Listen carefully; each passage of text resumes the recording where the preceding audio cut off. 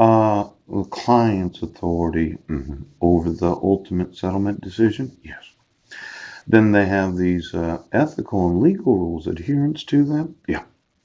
Then the client's direction is contrary to ethical or legal rules, yeah. And then disagreement with or repugnant client strategies, yeah.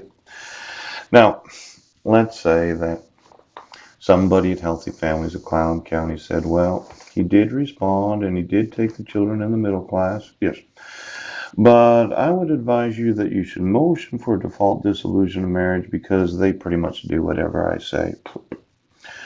That would be directing the client contrary to the ethical and the legal rules of the court. Yes. Now let's say I sue you, Healthy Families of Clallam County, for advising the clients. Oh, so sorry. Such a small charity, but then the United Way starts to think about it. In fact, you know what? I'm a very big supporter of charity. Could you get me every paycheck of every state, city, county travel reserve? Yeah. And the federal government, where you can remove contributions from your own personal income that has some sort of matching or pre-tax, benefit, really. Yes. That you can support the United Way of the United States, and I can sue them for giving any money to Healthy Families of Clallam County because I actually did tell them I was going to sue them. Yes, you did. In fact, get me all of those that have been donors to Healthy Families of Clallam County. Yes, since they first began as an organization of domestic violence and child abuse advocacy. Now, I know Bill and Melinda Gates gave some from their foundation. Yes. Why don't you give me every gift that the Bill and Melinda Gates Foundation has given? Yes. To every charity of every place in the world. See, it's one thing, yes, for the individual known as the petitioner to petition the court for dissolution of marriage. Just the mother of 5 sons? Yes.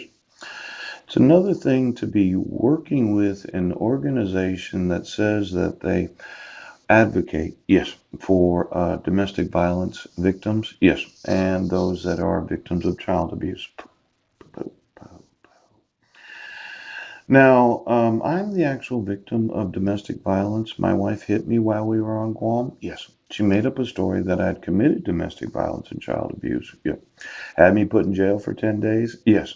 Then had this court issue a protection order. And then she's been abusing my sons for 7.5 years because they've been in the wrong grades. Yes. Because they're going to graduate. They're 19.5 years old.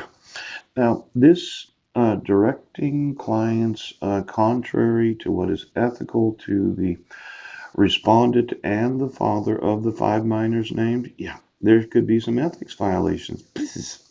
Then there's the legal rules of the court, something that the court doesn't seem to appreciate. Yes, yesterday I gave you that court rule about notice and opportunity to be heard. Now, I know these repugnant client services or strategies. Yes, this is one of those larger, I know, you think pug as in the dog family. Such a cute little dog. But let's say that you decided right now you were going to use repugnant strategies. Yes, to get what you wanted. Now, I know that every time that I have told you that it's repugnant, I mean, I have a working knowledge of what it means, but let's say that the court right now, you keep saying that, but then you don't do what the law says. Repug.